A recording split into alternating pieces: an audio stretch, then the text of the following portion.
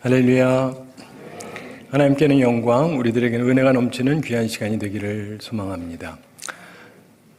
어떤 결혼식 주례 맡은 목사님한테 신랑이 찾아왔습니다. 그러면서 목사님한테 10만 원 드리면서 요청을 했습니다. 목사님, 결혼 소약할 때 저한테 아내를 늘 사랑하고 귀중히 여기며 도와주며 이 부분은 좀 빼고 물어봐 주십시오.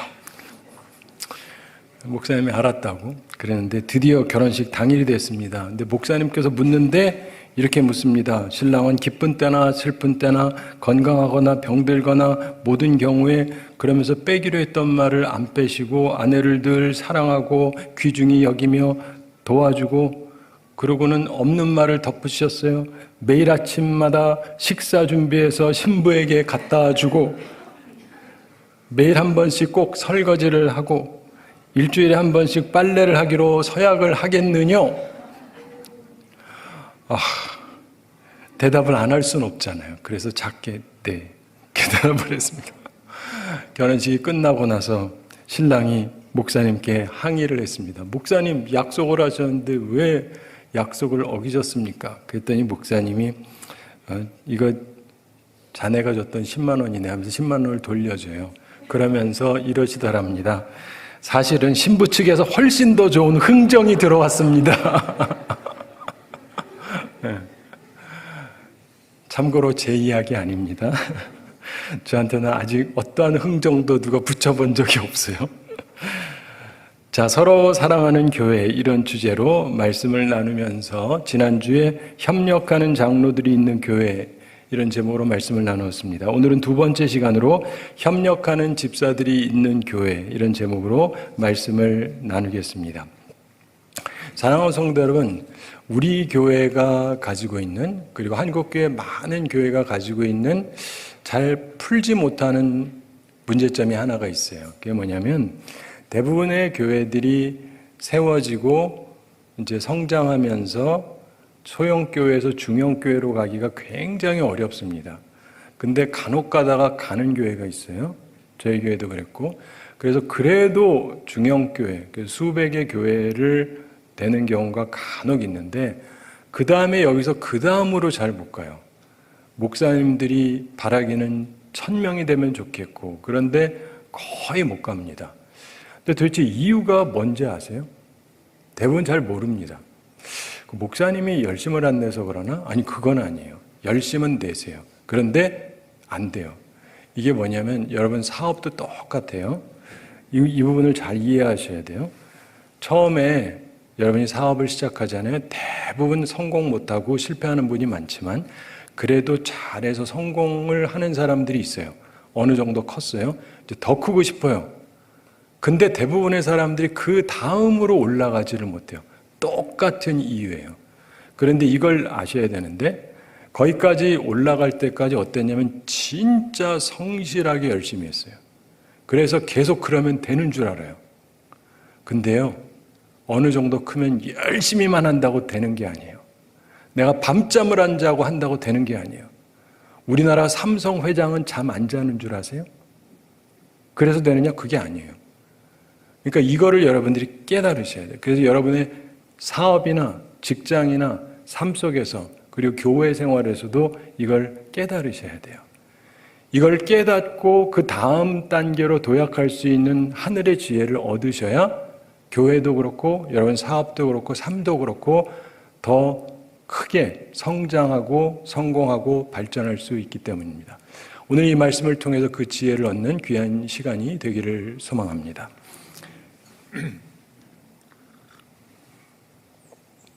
자, 한 가지 질문을 하겠습니다. 성경은 교인의 숫자적인 증가에 관심이 있나요? 교회의 시작과 발전을 담고 있는 사도행전을 잠깐 생각해 보면 답이 아주 명확하게 나옵니다. 사도행전에 보면 성령 강림 후에 베드로의 설교를 듣고 그날 신도, 예전에 제자라 그랬죠. 신도의 수가, 제자의 수가 3000이나 더하더라. 이렇게 사도행전 2장 41절 후반에서 말씀을 합니다. 숫자에 관심이 있어요. 숫자 증가를 말씀합니다. 그러면서 잠시 후에 다시금 이렇게 47절 후반에서 말씀을 합니다. 계속해서 숫자의 증가가 있었다라고 설명을 하고 있습니다. 성경이 하는 말씀이에요. 그리고 베드로와 요한이 성전에 있는 안전뱅이를 일어나서 걷게 한 후에 베드로가 설교를 합니다. 그리고 4장 4절에서 말씀을 들은 사람 중에 믿는 자가 많으니 남자의 수가 약 5천이나 되었더라. 이렇게 숫자까지 정확하게 얘기를 합니다. 계속해서 교인 숫자 증가를 성경이 표시하고 있습니다.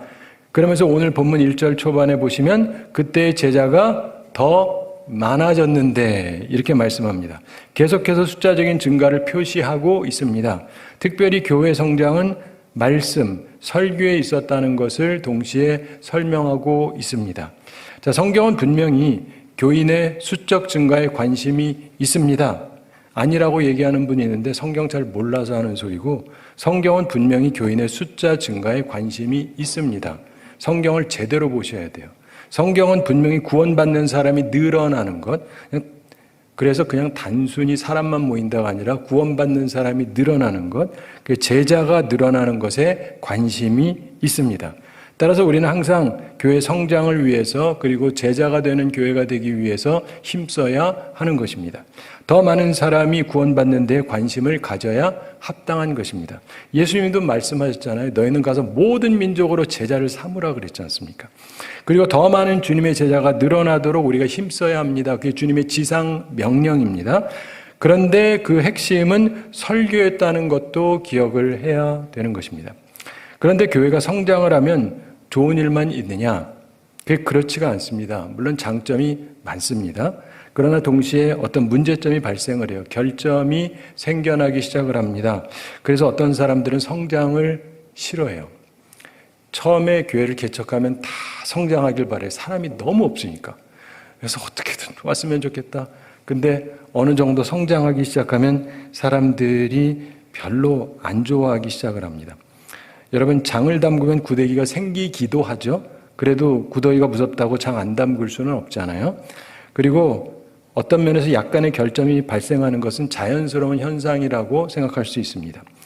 오늘 본문에 보면 1절에서 그때 제자가 더 많아졌는데 헬라파 유대인들이 자기의 과부들이 매일의 구제에 빠짐으로 히브리파 사람을 원망하니, 이런 말씀이 나옵니다. 무슨 말이냐? 교회가 수적으로 성장하면서 결점이 보이기 시작했다는 것입니다. 우리는 이걸 보면서 교회의 성장과 결점에서 보는 세 가지 중요한 교훈을 배울 수가 있습니다. 첫째로 예루살렘 초대교회에도 문제가 있었다는 점, 이걸 기억해야 됩니다. 성령 충만하고 은혜 충만하고 말씀 충만한 예루살렘 초대교회에서도 문제가 발생을 했어요. 이걸 잘 인식하시기 바랍니다. 요즘 초대교회로 돌아가자고 부르짖는 분들이 많은데 좋아요. 그러나 그러면 문제가 없을 거라고 생각한다면 그건 오산입니다. 예루살렘 초대교회에도 문제가 있었습니다. 딴 교회들은 문제가 훨씬 많았고요. 고린도 교회를 비롯해서 성령 충만하고 은혜 충만하고 최고의 지도자들이 있어도 문제는 발생합니다. 그걸 기억하셔야 돼요. 두 번째, 이를 보면서 배우는 두 번째 교훈은 성장하는 교회에도 결점이 생긴다는 것입니다. 물론 교회도 안 되고 그런 데는 결점이 더 많겠지만 성장하는 교회에도 결점이 생겨요. 흔히 부흥하는 교회, 성장하는 교회, 그럼 모두 좋은 것일 거라고 생각하는 사람들이 있습니다. 물론 좋은 점이 많아요. 그러나 문제가 없는 것은 아닙니다. 결점이 없는 것은 아닙니다. 이게 참으로 중요한 통찰입니다. 그래서 말씀으로 부흥하는 교회에도 결점이 발생을 해요. 교회 안에 결점이 발생하는 것은 한편으로 보면 자연적인 것입니다. 성장통 같은 건데 그것을 이해하셔야 됩니다. 교회가, 저희 교회도 이제 다른 곳에 있다가 이쪽으로 이사를 했는데 그때는 교인이 많지 않았고 그 다음에 와서 몇 년 사이에 몇 배로 부흥을 했다고 그래요. 제가 그때 있지는 않았지만 안 봐도 나타나는 현상이 있습니다. 갑자기 몇 배가 늘어나면 불편해져요. 뭐가 불편할까요? 첫째, 주차가 불편해져요. 둘째, 밥 먹는 자리가 불편해져요. 불편한 건 불편한 거예요. 여러분 집에 애가 하나가 아니라 둘이 아니라 셋, 넷, 다섯, 여섯, 일곱, 여덟, 아홉, 열, 그럼 다 할렐루야 하세요 요즘에? 불편해. 그래서 안 날라고 그러잖아요. 요즘 사람들은 또 계산이 너무 빨라서. 근데 성장하는 교회도 그거로 인해서 생기는 어려움이 있어요. 그 사람이 많아지다 보니까 목사님도 사람들을 잘 못 돌봅니다. 옛날에 사람 몇 없으니까 돌보기가 쉬운데 사람이 많아지니까 그런 것들이 있어요. 근데 세 번째로 이 일을 통해서 배우는 중요한 교훈이 있습니다. 이게 참으로 중요한 것인데 그것은 결점을 축복의 기회로 만드는 것, 이게 중요하다는 거예요. 결점을 뭐로 만들어야 된다고요? 축복의 기회. 그렇습니다. 단점이 있는데 이걸 보완해서 축복의 기회로 만들어야 됩니다. 성장에 따르는 결점이 있습니다. 근데 중요한 것은 그 결점을 보완하느냐, 그래서 더 발전적으로 나아가느냐, 생산적으로 나아가느냐, 생명력 있는 방향으로 나아가느냐, 이게 정말로 중요한 것입니다. 세상에 결점 없는 사람이 없듯이 가정도 그렇고 교회도 그렇고 때로 결점이 발생할 때가 있습니다. 근데 참으로 중요한 것은 그 결점을 볼 때 그것을 축복의 기회로 전환시키는 것이 중요하다라고 하는 것입니다. 교회에 발생하는 문제점을 도전으로 보고 풀어가야 합니다. 그런데 단순히 풀어가는 것이 아니라 오히려 축복의 기회가 되도록 만들어가야 됩니다. 예루살렘 초대교회의 강점이 바로 여기에 있었습니다. 우리도 결점을 축복의 기회로 만드는 교회가 되기를 바랍니다. 열해 전에 한 대 쌍발 비행기가 추락해서 여러 사람이 죽었던 일이 있었습니다. 근데 당시 추락 원인을 알아보니까 항공기 좌측 날개의 낡은 부분의 결함 때문이었습니다. 정밀 조사를 해보니까 날개의 균열이 이미 1년 전부터 났었다고 합니다. 그런데 수리하지 않고 그냥 두었다가 결국 추락 사고로 이어졌던 것입니다. 결점이 있으면 보완해야 됩니다. 문제와 도전은 풀어가야 됩니다. 그런데 오늘 본문에 나오는 초대교회는 발생하는 문제를 단순히 풀어나간 것이 아닙니다. 결점을 축복의 기회로 만들어갔습니다. 참으로 놀라운 교회였습니다. 우리는 초대교회의 이런 면을 본받아야 됩니다. 결점을 축복의 기회로 만드는 우리 교회가 되기를 바랍니다. 제가 이번에 말레이시아 선교를 우리 노예 세계 선교부 임원들이 갔는데 절더러 같이 가자 그래서 갔어요. 근데 저야 뭐 따라가는 입장이니까 4명이 갔는데 비행기를 탔는데 그 비행기에서 이렇게 자기네 항공사를 소개를 해요. 우리 항공사는 전 세계에서 최저가로 뽑힌 항공사입니다. 기분 좋으세요? 약간 기분이 이상해요. 근데 제가 맨 앞자리에 있었는데 뭐 다 똑같은 좌석인데 앞자리에 있었는데 앞에 화장실이 하나 있어요. 못 쓰게 돼 있어요. 고장났대요. 그래서 저는 맨 뒤까지 걸어가야 되는데 뒤에 2개가 있습니다. 처음에 갔더니 2개가 열려 있었는데 우리 한 5시간 가는데 1시간쯤 지났더니 하나가 또 막혔대요. 아주 그 많은 사람이 화장실 하나를 공유하면서 가면서 역시 세계 최저가답다. 제가 결정한 건 아니에요. 근데 여러분 우리가 인생을 살아가면서 보면은요. 그 지혜롭게 모든 것을 생각을 해야 됩니다. 우리 교회에도 엘리베이터가 있는데 이게 20년이 됐어요. 그래서 이거를 좀 고쳐야 된답니다. 수백만 원 들여서 고쳐야 되고 또 앞으로는 1년에 2번씩 정기 점검을 또 받아야만 된대요. 이게 결점이 생긴 거잖아요. 이때 제가 장로님들한테 그랬습니다. 우리 새 것으로 교체합시다. 그래서 새 것으로 교체하기로 결정을 하고 교체 중입니다. 예. 이런 때를 위해서 재정 저축을 했기 때문에 쓸 수가 있는 거예요. 조금 지나면 전보다 더 좋은 거 말 그대로 새 거로 타시게 될 겁니다. 결점은 발생을 해요. 중요한 거는 결점을 축복의 기회로 전환해야 돼요. 우리는 항상 그런 교회가 되기를 소망합니다. 본문에 나오는 초대교회의 결점은 무엇이었느냐? 어느 단체나 기존 세력과 새로운 세력이 있습니다. 예루살렘 교회에도 2 세력이 존재했습니다. 히브리파 유대인과 헬라파 유대인이 있었습니다. 히브리파 유대인은 기존 세력이었다고 할 수 있습니다. 그런데 교회 성장에 따라서 새로운 세력, 헬라파 유대인들이 들어왔습니다. 그런데 과부들을 구제하는 일에서 형평성에 문제가 있다, 이런 원망이 있었습니다. 자, 이것을 어떻게 해결해야 될까요? 우리식으로 얘기하자면 교인이 많이 늘어나니까 그때까지는 사도들이 다 신방하고 구제하고 그랬어요. 근데 사람들이 많아지다 보니까 이게 좀 소홀해지는 게 생겼습니다. 그럼 어떻게 해야 되느냐? 대부분의 경우 세 가지 방법을 찾을 겁니다. 첫째 방법이 뭐냐면 원망하지 마세요 이렇게 가르치는 거죠. 원망하지 마세요. 주어진 환경을 감사하세요 이렇게 가르칠 수 있습니다. 물론 그렇게 할 수 있어요. 근데 사도들은 그렇게 하지 않았습니다. 둘째 방법이 있습니다. 그냥 무시해버리는 거죠. 자기들끼리 싸우려면 싸우고 뭐 알아서 하도록 내버려두고 뭐 그럴 수 있죠. 불평하려면 하고. 그러나 사도들은 그렇게 하지도 않았습니다. 셋째, 또 다른 방법이 있죠. 많은 곳이 추구하는 건데 사도들이 더 열심히 일한다. 더 열심히 신방하고 구제한다. 목사가 더 열심히 신방하면 된다. 사도들이 열심히 일하고 몸에 무리가 되더라도 코피가 나더라도 좀 더 시간을 많이 들여서 교인들의 사정을 위해서 힘써서 뛴다. 더 열심히 신방하고 구제한다. 순교 정신으로 뛴다. 죽을 각오로 뛴다. 교우들도 좋아할 테니까. 근데 사도들은 그렇게 하지 않았습니다. 2절 말씀 함께 읽어보겠습니다. 12사도가 모든 제자를 불러 이르되 우리가 하나님의 말씀을 제쳐놓고 접대를 일삼는 것이 마땅하지 아니하니. 아멘. 자, 12제자가 목회자들이 교우들을 불러놓고 얘기합니다. 말씀을 제쳐놓고 접대를 일삼는 것이 마땅하지 아니하다.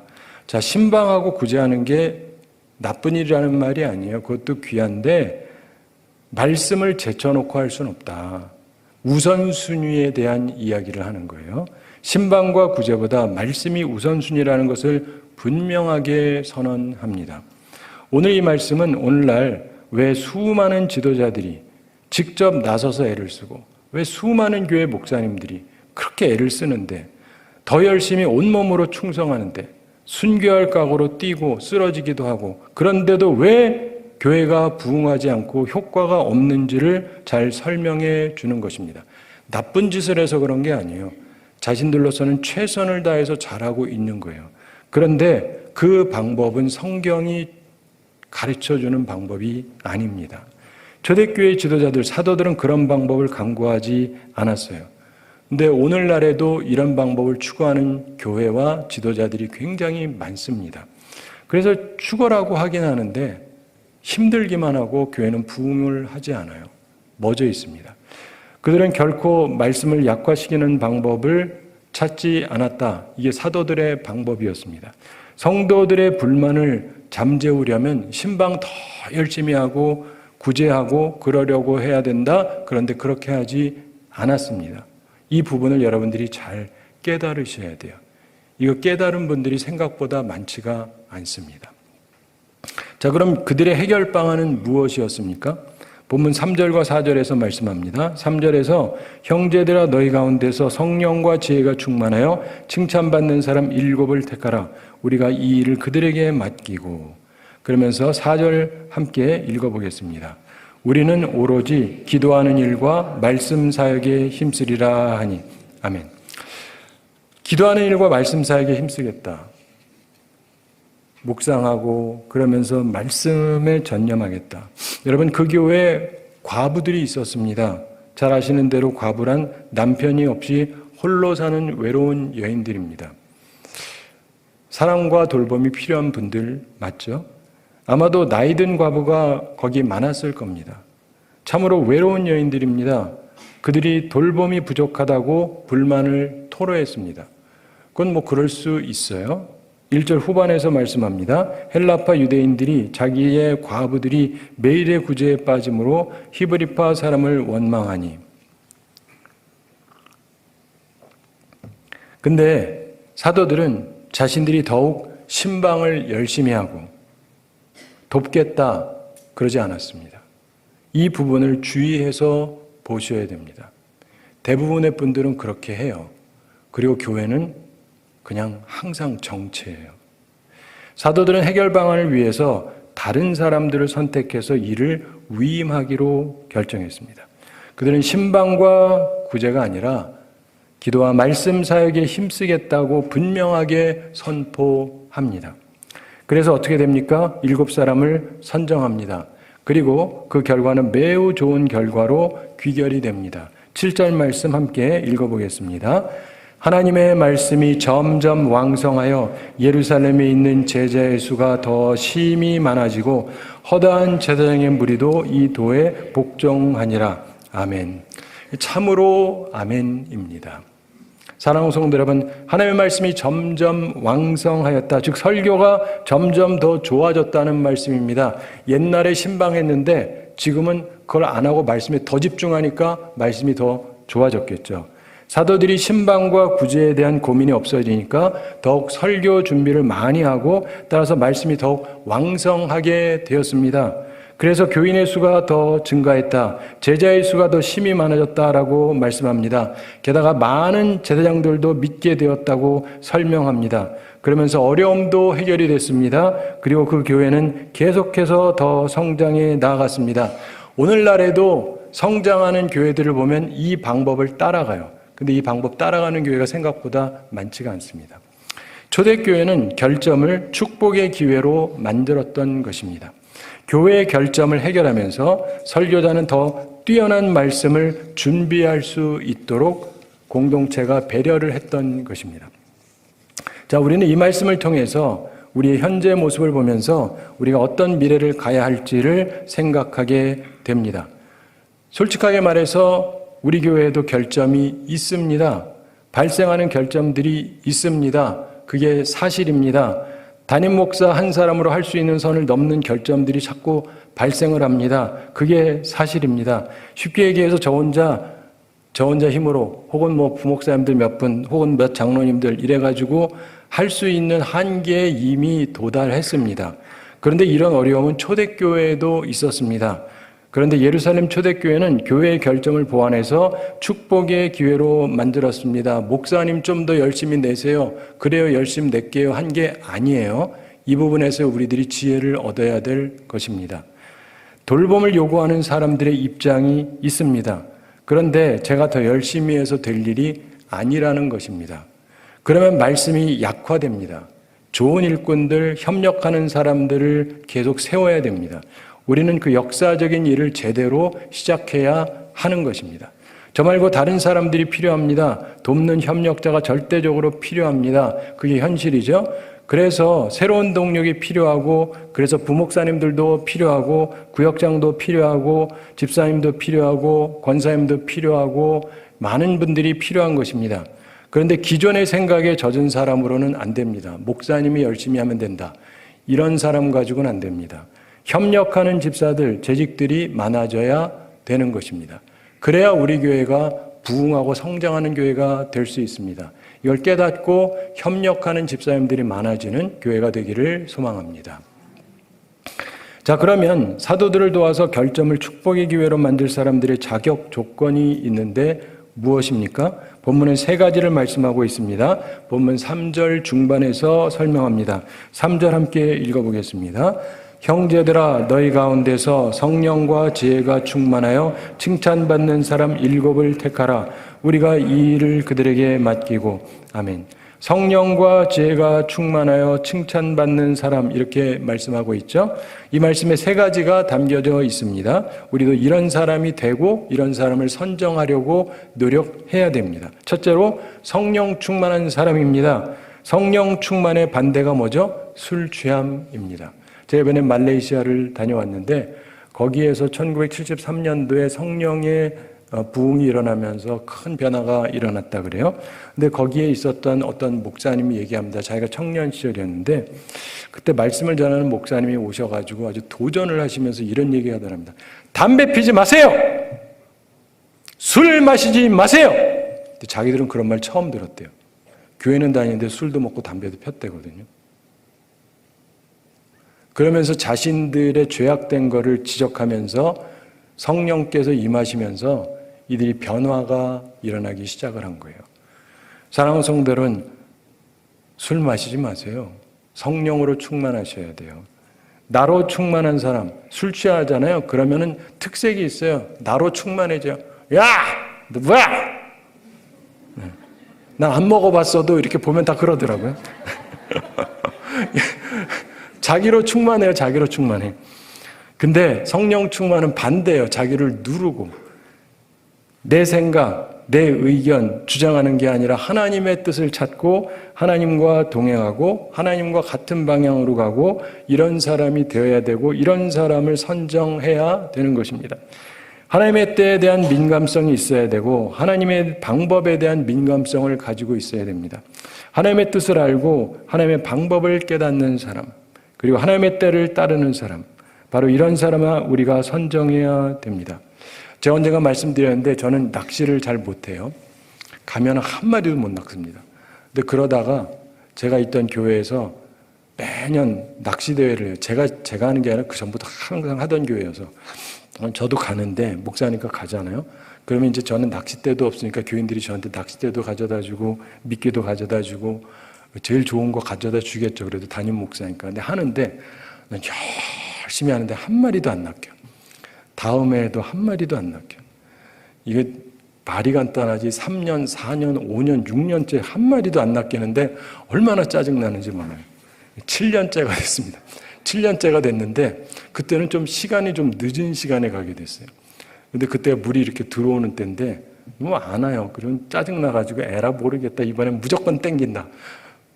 집어넣어서 그냥 땡겼어요. 언제 무는지도 모르겠어요. 땡겼더니 이게 뭐야? 걸려들었어요. 이게 뭐지? 그때 사람들이 그래, 저 물고기는 눈이 멀었나? 목사님한테 잡히게. 그 다음에도 또 하는데 또 걸려드는 거예요. 이게 뭐지? 막 한 마리, 두 마리, 세 마리, 네 마리, 다섯 마리, 여섯 마리 막 잡히는데, 이유가 있어요. 이 물때라는 게 있습니다. 그래가지고 물이 들어올 때는 물고기들이 막 들어와요. 그러니까 그때는 잘 잡혀요. 근데 나갈 때는 당연히 안 잡히고 평상시도 물고기가 왔다 갔다 안 해가지고 잘 안 낚입니다. 그때 제가 깨달은 게 있어요.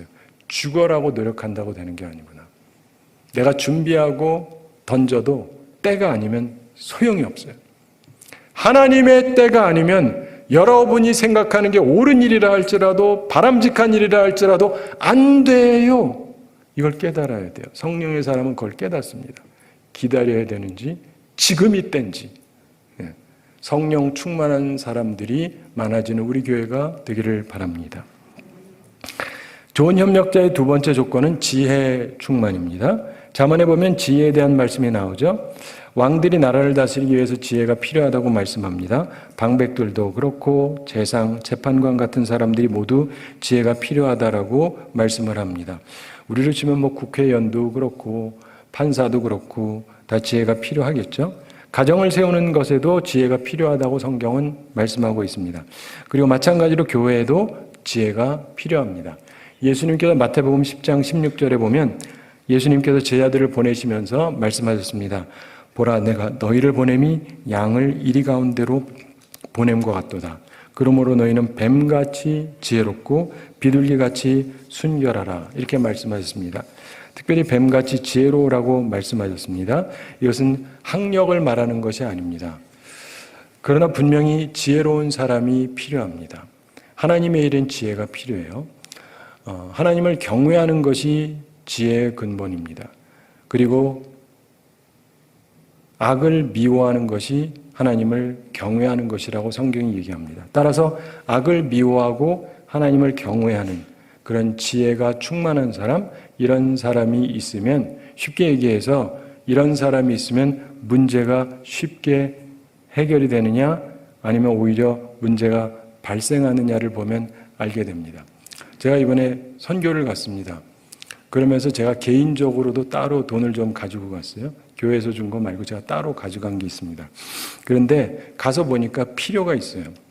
필요가 있는데 딴 분들은 준비를 안 해왔어요. 그러니까 그렇군요. 저는 물어봤습니다. 조금 드려도 될까요? 네, 드리세요. 그래서 드렸어요. 그러니까 좋아하시죠? 건축하는 교회도 있고 신학교가 있는데 거기 좀 고장난 것도 있고 준비해서 왔으니까 이런 걸 뭐라면 지혜라고 얘기하는 겁니다. 필요할 때 풀어야 되는데 그러려면 미리 준비가 돼 있어야 되죠. 영국의 역사가 칼라일이 이런 말을 했습니다. 인간에게 제일 무서운 것은 행운과 행복이 없는 것이 아니다. 그럼 뭐냐? 지혜가 없는 것이다. 그렇습니다. 좋은 기회가 주어져도요, 지혜가 없으면 아무 소용이 없습니다. 지혜 충만한 사람이 있으면 어려운 결점도 축복의 기회로 만들어냅니다. 따라서 지혜 충만한 사람을 우리가 지혜 충만한 사람이 되려고 노력하고 또 지혜 충만한 사람을 일하는 사람으로 선정해야 하는 것입니다. 사랑하는 성도 여러분, 그런 우리 교회가 되기를 바랍니다. 좋은 협력자의 세 번째 조건이 있는데 칭찬받는 사람이라고 말씀합니다. 이것은 평판이 좋은 사람이다 이런 말이죠. 덕이 있는 사람을 말합니다. 신뢰할 수 있는 사람을 말합니다. 물론 사람은 다 죄인이죠. 그리고 다 부족합니다. 그러나 이제 예수 그리스도를 믿고 변화된 삶을 살아가면서 사람들에게 칭찬 듣는 사람이어야 합니다. 예수님께서도 제자들에게 마태복음 5장 16절에서 말씀하셨습니다. 이같이 너희 빛이 사람 앞에 비치게 하여 그들로 너희 착한 행실을 보고 하늘에 계신 너희 아버지께 영광을 돌리게 하라. 뭔가 변화된 모습이 있어야 됩니다. 너희 착한 행실을 보면서 사람들이 하나님께 영광을 돌리게 하라. 이런 사람이야말로 교회의 결점도 축복의 기회로 만들 수 있는 사람입니다. 제가 작년에 미국에 이제 부흥회를 갔었는데 그 교회가 교회를 건축을 할 계획을 가지고 있었어요. 그래서 건축을 앞두고 있으니까 교회에서 여러 가지 생각들이 있으시겠죠. 제가 이제 말씀을 쭉 전하고 나서 끝나고 이제 담임 목사님이 이제 비행기 타고 왔고 또 말씀을 전했으니까 사례를 준비해서 주셨어요. 그래서 제가 그 사례를 전부 다 다시 드렸어요. 그리고 교회 건축 헌금으로 쓰십시오. 저는 오가는 비행기도 제 돈으로 다 쓰고 헌금 다 하고 왔어요. 무슨 말이냐? 하나님 앞에서 내가 착한 일을 하면 하나님은 기억을 해주시겠죠. 제가 못 먹고 못 살지는 않잖아요. 여러분, 우리 살아가면서요, 하나님이 기뻐하신 일을 할 필요가 있어요. 착한 행실을 여기저기서 하셔야 돼요. 오래전에 유럽에서 있었던 일인데 음악회를 개최하게 됐는데 그날따라 날씨가 너무 나빴습니다. 사람들이 집 밖으로 나올 것 같지가 않았습니다. 그래서 단원들이 그날 저녁 음악회를 취소하고 표 물려주자 그랬습니다. 그랬더니 지휘자가 단호하게 음악회는 예정대로 하기로 하면서 이런 말을 했습니다. 오늘같이 나쁜 일기에도 우리가 연주하는 음악을 듣기 위해서 올 사람들이 있을 텐데 우리가 그들을 외면할 수는 없어. 오늘 밤 사람이 적게 오더라도 그들을 위해서 우리가 최선을 다해서 연주합시다. 그랬어요. 그날 밤 연주가 잘 맞춰졌습니다. 최선을 다한 연주였습니다. 그런데 어떤 쪽지 하나가 단원들 앞으로 전달이 됐어요. 그 쪽지에 이런 글이 적혀 있었습니다. 참으로 좋은 연주였습니다. 짧은 칭찬의 글이었습니다. 그런데 이게 누가 쓴 글이냐가 중요하죠. 그 나라의 국왕이 쓴 글이었어요. 그날 왕이 그날에도 참여해서 듣고 참 좋은 연주였다고 칭찬의 글을 남긴 것입니다. 사랑하는 성도 여러분, 우리가 하나님의 일에도 칭찬 듣는 사람들이 되기를 바랍니다. 우리 모두 그런 사람들이 되기를 간절히 바랍니다.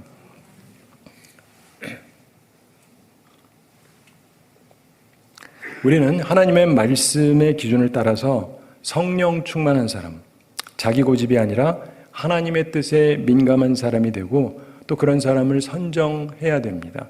또한 지혜 충만한 사람이 되고 또 그런 사람을 선정해야 됩니다. 교회의 문제와 어려움을 해결하는 지혜로운 사람을 선정해야 됩니다. 그리고 칭찬 듣는 사람이 되고 그런 사람을 선정해야 됩니다.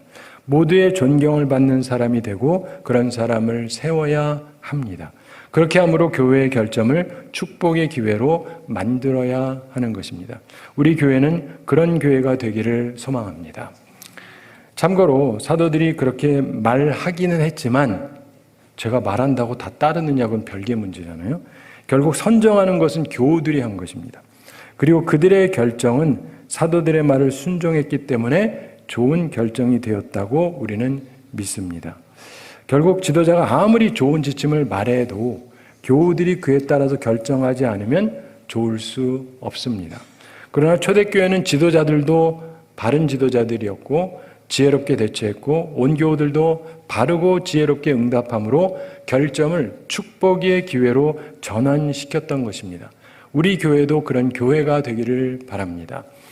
하나님의 사랑 안에서 서로 사랑하는 교회가 되어서 협력하는 장로들이 있는 교회, 협력하는 집사들이 있는 그런 교회가 되기를 소망합니다.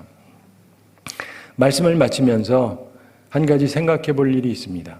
자, 본문 5절과 6절에 보면은 온 무리가 이 말을 기뻐하여 믿음과 성령이 충만한 사람 스데반과 또 빌립과 브로고로와 니가노르와 디몬과 바메나와 유대교에 입교했던 안디옥 사람 니골라를 택하여 사도들 앞에 세우니 사도들이 기도하고 그들에게 안수하니라 이렇게 말씀합니다.